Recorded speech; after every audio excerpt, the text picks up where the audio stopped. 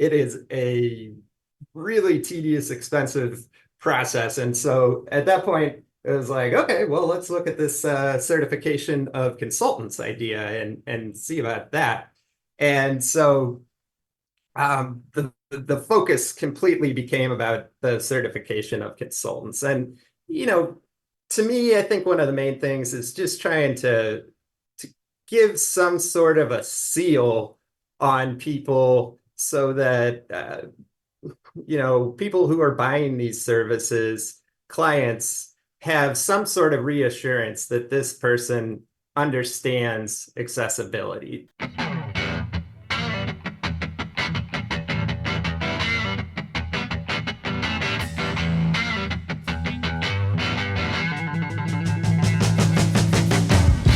Well, hello and welcome to the ADA Shop Talk podcast. I'm your host, Paul Klein. And if you are an ADA coordinator, government official, architect, or accessibility specialist trying to better understand the ADA, then you are in the right place. The ADA Shop Talk podcast is brought to you by BlueDag. Check out BlueDag's Transition Plan Builder and Inspection Suite over at bluedag.com.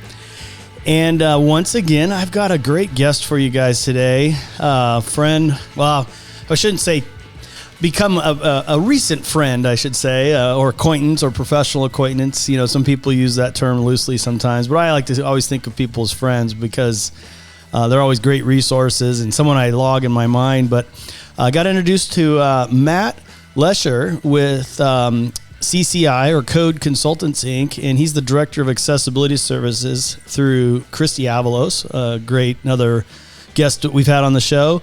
So I thank her for the introduction. Matt, how are you doing today? I am doing absolutely fabulous. How about yourself? Doing great, and glad you're here and talking a little shop talk around, well, we won't call it the ADA, we'll say accessibility, right?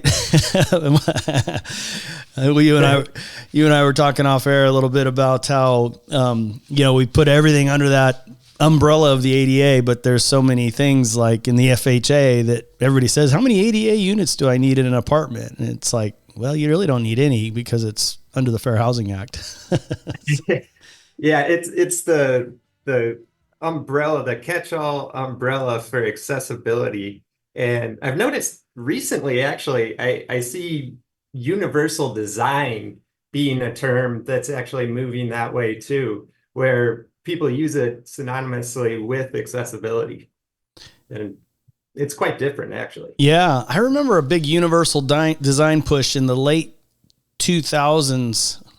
Seemed like that was like going to be the next frontier or whatever. And then it kind of died. I don't want to say it died off, but it took a lesser wasn't in the forefront as much. And then, like, you're right, I've been seeing it a little bit more. I like that concept though. I think I think there's some validity to that, but I know there's probably controversy in everything, right? So right.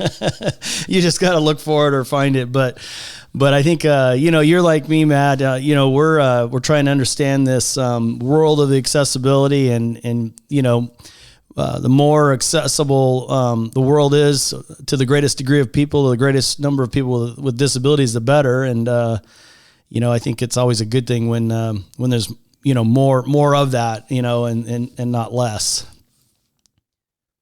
Absolutely. I love accessibility and everything about it. It's been a pretty wild ride. And I just love the fact that there's the job, but then there's also this other piece of it. There's me being a code geek, which makes me appreciate it. But then there's the other side of it where it's actually, the work that we do in this industry is helping people and making facilities available to people that they otherwise wouldn't be. Yeah. Yeah. It's got that, I don't want to call it a feel-good thing, but it's got a purpose behind it that's bigger than ourselves. And we get caught up on minutia and cross slopes and section this and section that and arguing with architects and everything. But at the end of the day, when you lay your head down on the pillow, it's like, it's somewhere one of these buildings or projects I worked on is going to help some family or person, be more independent and get into that particular building or project. And I don't know, there's something I've always enjoyed about that. And I appreciate that you recognize that too. It's a kind of a common theme. But yeah, let's talk about your background there, Matt. I know we're going to dive into those for those of you listening going, well, what's in this for me? We're going to talk about the APA-BE certification and so forth. But before we do, how did you get into this whole accessibility world and code consultants? And I mean, you're the director of accessibility. So, tell us a little bit about your backstory and how you got into this. Yeah, well, I was talking with somebody the other day about how, accessibility professionals are generally either architects, engineers, or the most random thing on the planet. And I fall into that latter category of the most random thing on the planet.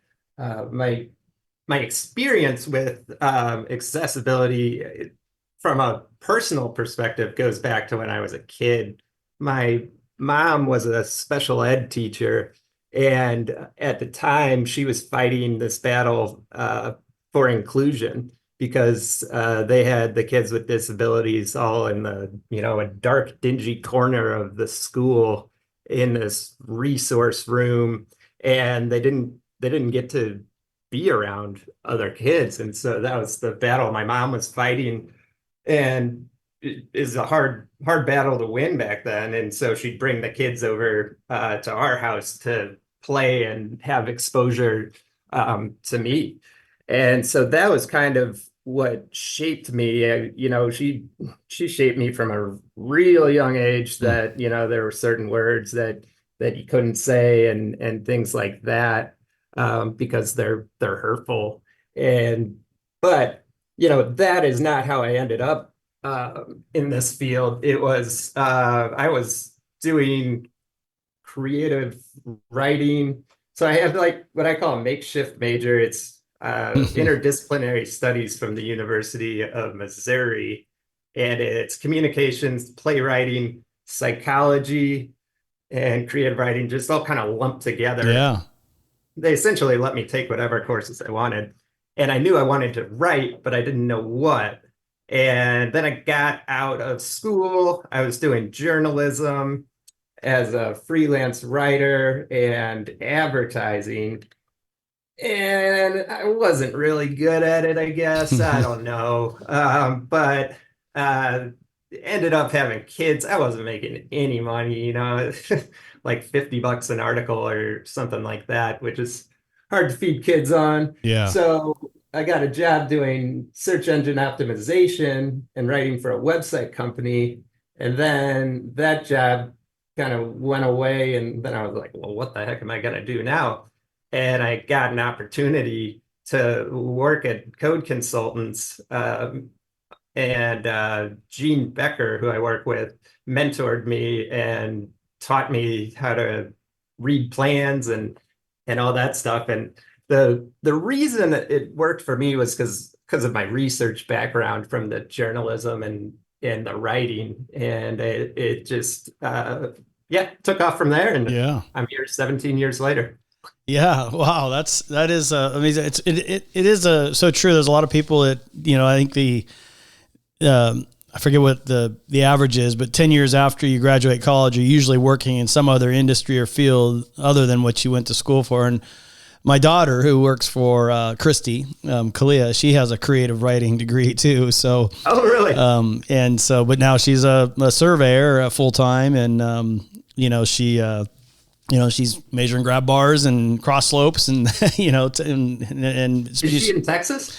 No, she's in Nashville, Tennessee also, but she travels and works remote for Christy. And yeah, so she's been doing that for about 7 years, working for Christy for about a year or so. But yeah, I mean, everybody's journey is different. It doesn't matter how you got into this. There's a lot of ADA coordinators that are probably just thrown into the job because they're the newest person on the city or county staff. Or you're at an architectural firm and you just got into this, or whatever the case may be. It doesn't matter. And I think to your point, Matt, continuous learning. I mean, just research. It's a journey. I mean, I still run across stuff today that, I've been doing this for a long time, and I still always learning something new or some nuance that I didn't know about or come across, it's just amazing. Yeah, I love the learning part. I really, really do. And I think that's what having the open mind and always being willing to listen to other people's perspective, whether you think you're right or not, I think is really key because, let's face it, there's a lot of people in our industry who are know-it-alls. And I feel like if you're a lot of those people don't really know as much as some of the people who are listeners and learners because they don't listen and when you don't listen you don't learn. So yeah, I love the fact that sometimes people will point me in a direction that I had never anticipated before. I always try and give the references to the code sections that I'm using when I'm doing responses because sometimes an architect will point out an exception that I hadn't even considered, and it gives them the chance to kind of go through that. But Yeah. great, Yeah, great that's point. so true. So true. I love that. Listeners aren't learners and learners aren't listeners. And so, I sometimes I call those code rangers because they don't, Yeah. Doug Anderson was on from LCM and he talked about, don't overcook the pizza. You lose sight of the big picture. I mean, sometime when you get too caught up and not having that open mind, and at the end of the day, we're trying to increase accessibility for people with disabilities. And sometimes it's not always black and white. So great point. But let's shift gears a little bit, Matt, because one of the reasons why I was really excited about having you on the show was your APA involvement, and that's the I always I used to have as a plan checker, so APA was always American Plywood Association, but we're not talking about the American Plywood Association. We're talking the Accessibility Professionals Association. Is that correct? Out of Texas, right? That is correct. We are responsible for a lot of plywood that gets bought across the nation in our fair housing projects with the reinforcement and whatnot. But we are the APA, the Accessibility Professionals, and you're correct. Came out of Texas. It was a bunch of Razes sitting around. I think maybe late 90s, early 2000s. Okay. And John Torkelson and a few others, just they needed a place to go and discuss RAS policies and code sections, and then somewhere along the line they became a national organization, and that's pretty much right when I came into play. I'm guessing I joined 7 years ago or so, and at my first conference I'm from St. Louis, Missouri, but it was like 98% Texas people. There was someone from maybe Oklahoma, and then us, Gene and I, from St. Louis.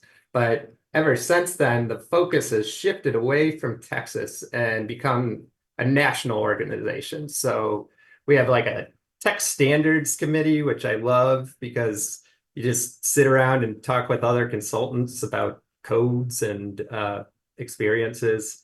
And so that's been great. It was really eye-opening joining APA because it was like a bunch of consultants working towards a common goal of accessibility.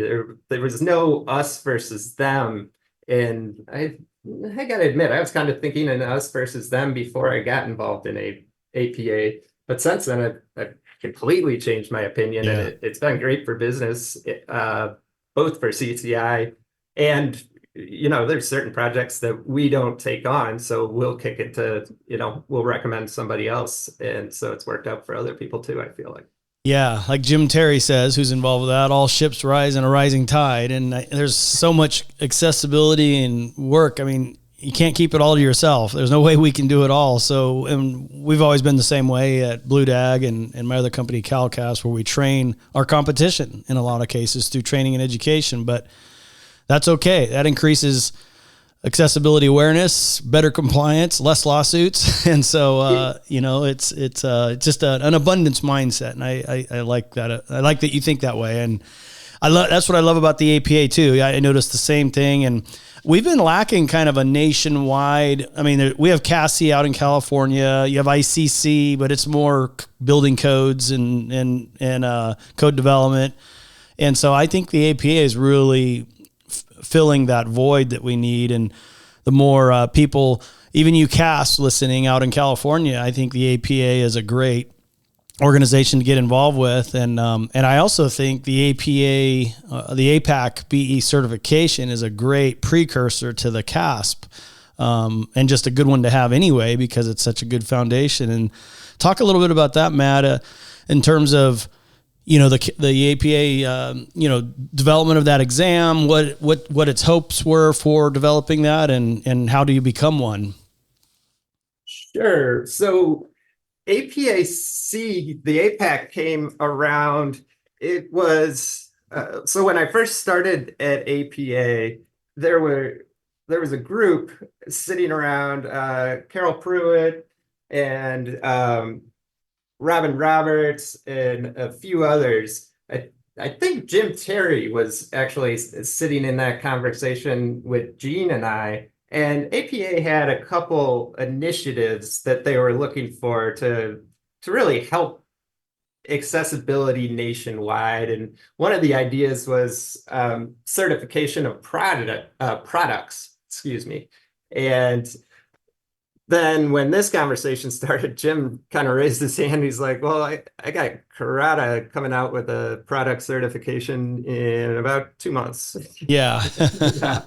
If anybody knows anything about the process that you have to go through to get there, it is a really tedious, expensive process. And so at that point, it was like, okay, well, let's look at this certification of consultants idea and see about that. And so the focus completely became about the certification of consultants. And, to me, I think one of the main things is just trying to give some sort of a seal on people so that, people who are buying these services, clients, have some sort of reassurance that this person understands accessibility. They understand those things you were talking about, the difference between ADA and FHA. They understand what Section 504 is. And so we really started making moves on that. Little stall out during COVID, I'd say, like a lot of things. But then we were back at it after the world reemerged. And there were 2 groups of people that were really driving it. Well, 3. APA staff was phenomenal. And I can't say how awesome they were. Camille North is our project manager, and she's just wonderful. But as far as our members go, we had the groups, the SMEs are the subject matter experts. Robin Roberts was the committee chair of that committee. And so Jim Terry was on it, John Torkelson, Gene Becker, and a few other people. And that process, I hear, was just extremely tedious, and they spent a lot of time building those questions. And then we had another group, which was the APAC committee at the time, and that's what I was on. I was the chair of that committee, and we were in charge of writing the policies. And so that's just, how does the exam run? What happens when, like, I don't know. It's just everything that the program is. So everything APAC that is not the questions on the test. Right. And so then I guess it was not this past January, but the January after, we did our first test at the APA convention, and it was a success. And then about 6 months later, last year, the test was available at Pearson VUE testing centers across the nation, or you can actually take it from your office online if you want to do that method too. Oh, So that's excellent. Yeah, that helps a lot of people not have to travel. Yes. So in the were you involved in some of the were you like an SME with the code develop or the question development? Were you involved in that process a little bit too? No, and I was kicking myself for not being. I ended up doing the policy writing instead of it, and but the SMEs, since they were involved in the process of the writing of the test, they automatically got their APAC-BEs, and we didn't. The committee still Oh, has to take the test. So so you had to take the test too. yeah, I was terrified. So But we must have taken it at the same time then, because I was in that first cohort, the very first one in where was that? I was in Texas last year. Was that I think it was in the 2023 annual business yes. meeting, wasn't it? Yeah. Yes, it was the national conference in Round Rock, Texas, right outside of Austin, 2023. I actually didn't take it there. I came back and took it in my office 6 months later, once that was available. Oh, okay. Yeah. Yeah. No, that's great. I what I really like about it is it is intended to be more of a nationwide, so it doesn't cover any state specific requirements like Florida or Minnesota or California or New York, but it had a heavy dose of program access and fair housing and some ANSI, so if you're not in a state like California, Florida, or Texas that uses a lot of ANSI, well, I guess ANSI's probably used in Texas, but definitely not in Florida and California it's not adopted, but doing work outside of California really helped with that. So it's a good exam for those of you that are thinking about it. And what was the kind of the hope behind, was it, you said Jim kind of spearheaded the idea and everything, but was it really to create that nationwide, class certification for our profession? Was that really the whole intent behind that? It was to first of all create the first national accessibility certification, because as you mentioned, there's the CASP, there's the RAS, which people like you and I got those more or less just to have letters behind your name sometimes, or speaking for myself, I guess. When I'm doing work outside of Texas or California, that's exactly what it was for. So, and I have my ICC certification as well, but there was nothing that really encapsulated total accessibility for the built environment on a national level. And so that's why we feel that our test it's not competing against the other tests. I still think it's great to have those other credentials. The one from the ADA centers for coordinators is another great certification as well. But this is really aiming at a different thing. It's aiming at consultants on a national level to show people that, your stuff. And that's what we were going for. We've all had reports come across our desk where you look at it and you're like, wait a second, it's an apartment complex written with the 2010 standards. What's going on here? So we wanted to avoid that and give people something to shoot for too. I think it's a pretty difficult test. I thought it was fair and well-rounded, but I don't know. What did you think? I thought it was good. I wasn't totally sure I passed, but I know some very competent, seasoned architects and non-architects that have been doing this a long time, about as long as you or more, that are CAS even, that didn't pass it. So, and I think especially for people coming out of maybe, they're so focused on the CAS, that could be a little bit more challenging because California is so, California centric, and so you've really got to shift your hat from pretty much got to forget everything about California, and all the state, and really be strong in your program access, your readily achievable, your fair housing, and bone up on ANSI. And so, but I thought it was very fair and very comprehensive. I didn't think it was as tough as the CASP exam. However, it was a different test. So it was just different, but I liked it. I enjoyed it. The reason why I liked it, Matt, to be honest with you, is I didn't study and I just went in and took it. And so, but I looked at the study materials, which are available. I'll put a link in the show notes here if you're listening and you want to see, the process or the resources available. But I looked at all of the study materials and everything. I go, man, I teach this stuff. I better know this stuff. So it was kind of I don't want to say it was an ego thing, but it's like, if I teach webinars all the time on every topic that was listed, and it's like, I better know this. So I didn't want to study. I just went and took it. And I felt like I knew I missed 10.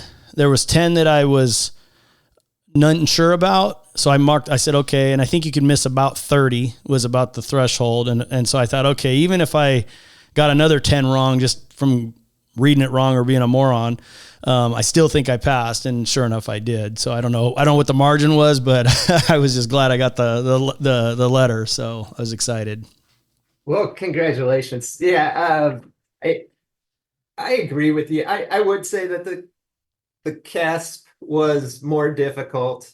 That said, for anybody that's interested in taking the APAC exam, we get asked a lot, what to study, and because the resources page right now is a little bit general in nature, but I think the best advice I can think of is to know what you know, and then don't worry about that.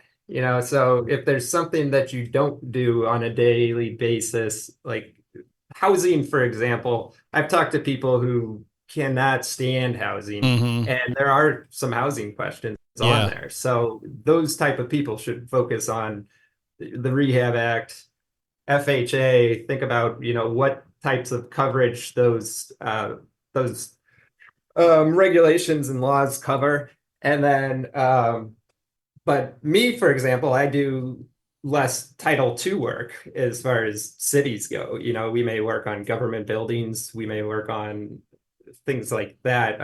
Public universities we work on all the time. But when it comes to, the transition plans, that was my weak spot. So I wouldn't say I studied a ton, but I did brush up on the Title II a little bit before I went in there. Yeah. Yeah. It's kind of like any accessibility related question, the people ask, and the best answer is depends. Yeah. And it depends on your background, depends on how good you are taking tests. They ask us all the time on our CAFS training, what do I need to study? It's like, it depends on your background. Like you said, there's people that have extensive experience designing or reviewing or inspecting 11A and fair housing only, and they don't deal with public accommodations at all or have any concept of readily achievable. Well, in their case, they've really got to bone up on that weak spot. And then you have the complete opposite. You have an architect that all they do is public accommodations and don't do one iota of housing. So it depends. And I think, I think you got some great resources on the APA's got great resources on the page, an FAQ section. So there's enough good information out there to really to dial that in. So I love it. I think I recommend it. If you're a CASP, if you're an accessibility consultant or anything, definitely check out the APAC-BE certification exam and go get that. And Matt, you are a rare breed then. So you are a CASP, a RAS, and a APAC-BE certified professional. You have all three. Right. Yes. Okay. So that's great. I don't have the RAS yet. So it's always been on my to-do list, but I think that's awesome. So, that's congrats on getting all of those.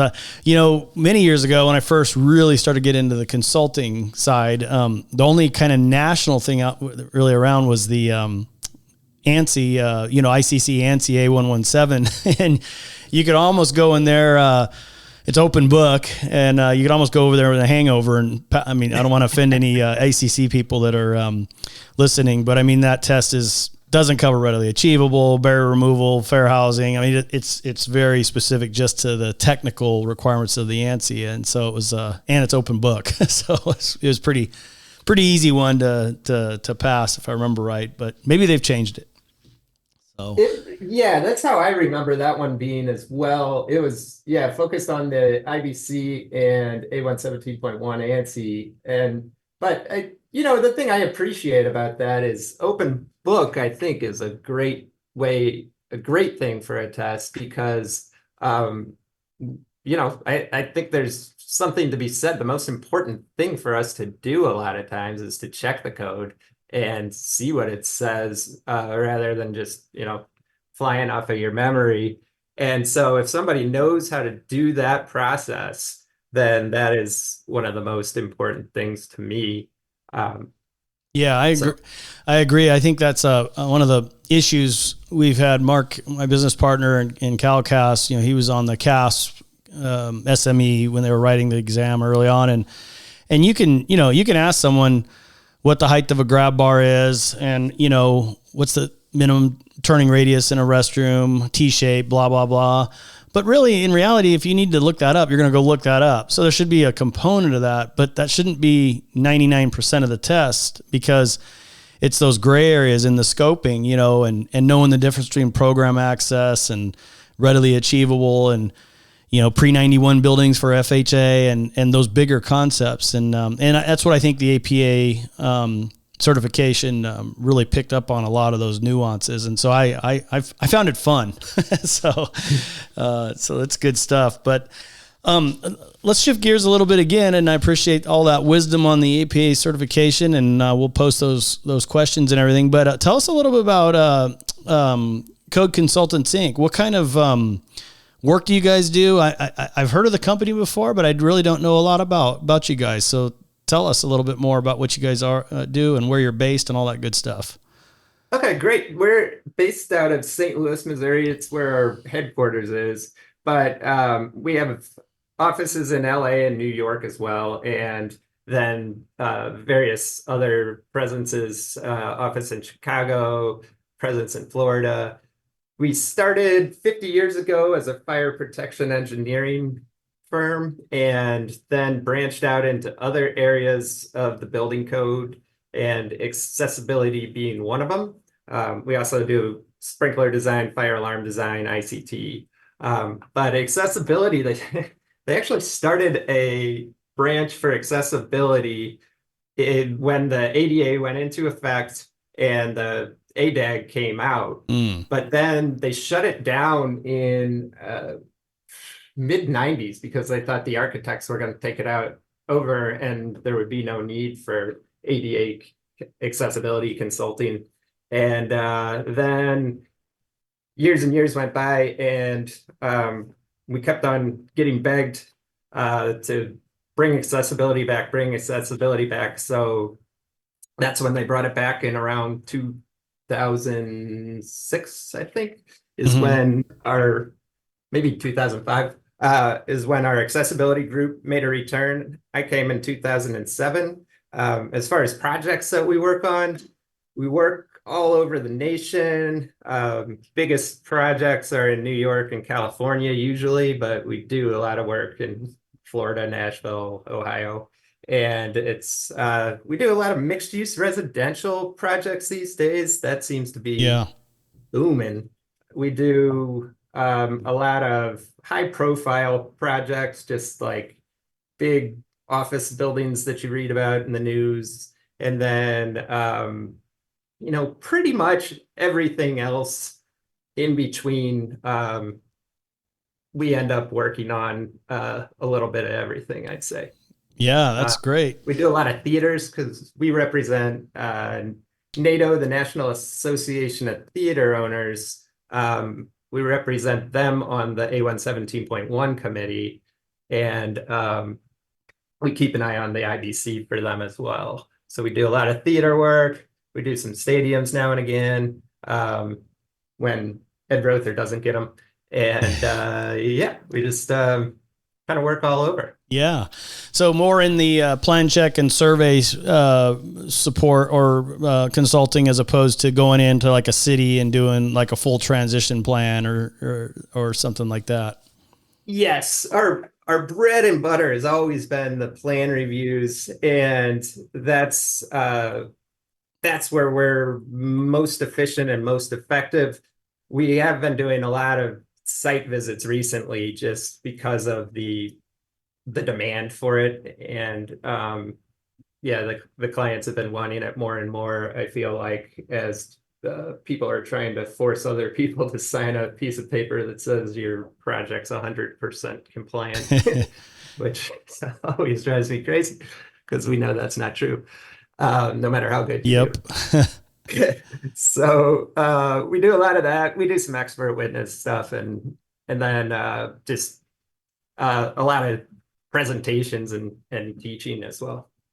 Awesome. Well, that's all great stuff, Matt. I really appreciate you coming on the show. We'll put CCI's website in the show notes, as well as the APA information. What's the best way to get hold of you? Would you like people to call you, email, LinkedIn? What would you prefer? Yeah, any of them would work. If you want to go to our website, they can put you in touch through our Contact Us page. If you want to email me, it's mattl@codeconsultants.com, or our office line is 314-991-2633. But I would like to say, yeah, thank you so much for having me on. You're a great interviewer, and I just really appreciate it. I appreciate it for CCI and for the APA and for APAC. I've always laughed about, you guys are so creative with some of the things that you do. It seems like you have your hands in a million different great ideas. I was thinking before the show at Cassie a couple of years ago, you guys were there for Blue Dag, and you were giving out these little sewing kits. Yeah, that's right. That was just the greatest idea. It saved me a couple times when a button popped off when I was going to do a presentation. So anyway, yeah, really appreciate it. Thanks a lot. Yeah, that's great. Well, I appreciate that, Matt. We'll have all those links and phone numbers and emails in the show notes. And until next time, folks, have a great day. Keep up the great work in this world of accessibility, and we will talk to you soon. Bye-bye.